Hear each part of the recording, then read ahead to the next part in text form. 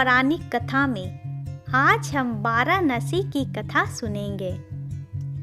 यह कथा द्वापर युग की है, जब भगवान श्री कृष्ण के सुदर्शन चक्र ने काशी को जलाकर राख कर दिया था।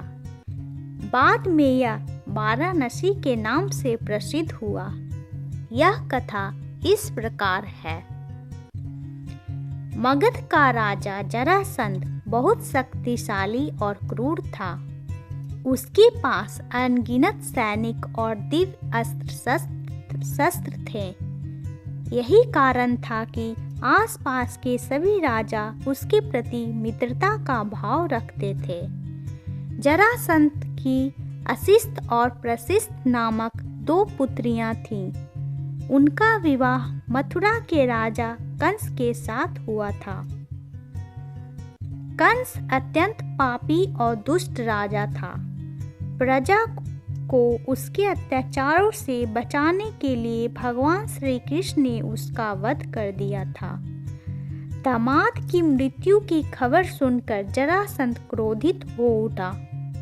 प्रतिशोध की ज्वाला में जलते जरासंध ने कई बार मथुरा पर आक्रमण किया, किंतु हर बार श्री कृष्ण उसे पराजित कर जीवित छोड़ देते थे।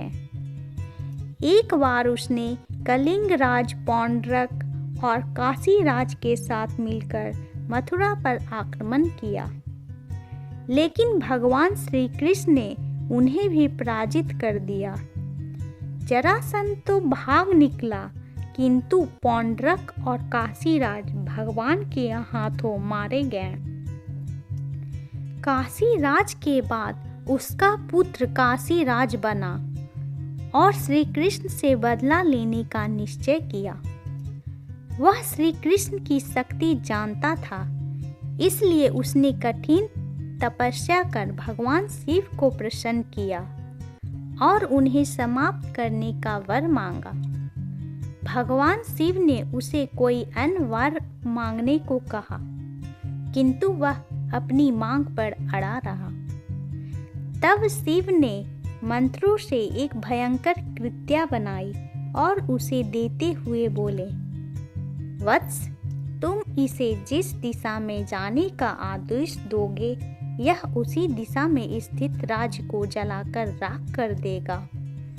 लेकिन ध्यान रखना, इसका प्रयोग किसी ब्राह्मण भक्त पर मत करना, वरना इसका प्रभाव निष्फल हो जाएगा। यह कहकर भगवान शिव अंतर्धान हो गए। इधर दुष्ट कालयवन का वध करने के बाद श्री कृष्ण सभी मथुरा वासियों को लेकर द्वारका आ गए थे। काशीराज ने श्री कृष्ण का वध करने के लिए कृत्या को द्वारिका की ओर भेजा।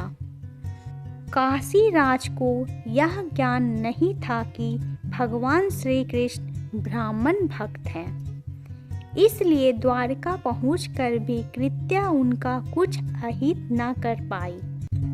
उल्टे श्री कृष्ण ने अपना सुदर्शन चक्र उसकी ओर चला दिया। सुदर्शन भयंकर अग्नि उगलते हुए कृत्या की ओर झपटा।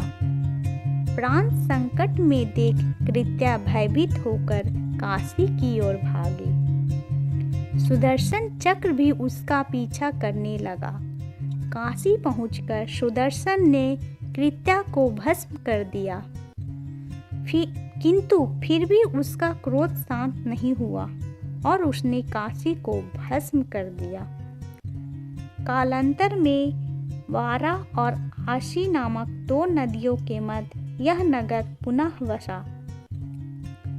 वारा और आशी नदियों के मध्य वशी होने के कारण इस नगर का नाम वाराणसी पड़ा। इस प्रकार काशी वाराणसी के रूप में पुनर्जन्म हुआ। Please like and subscribe my channel.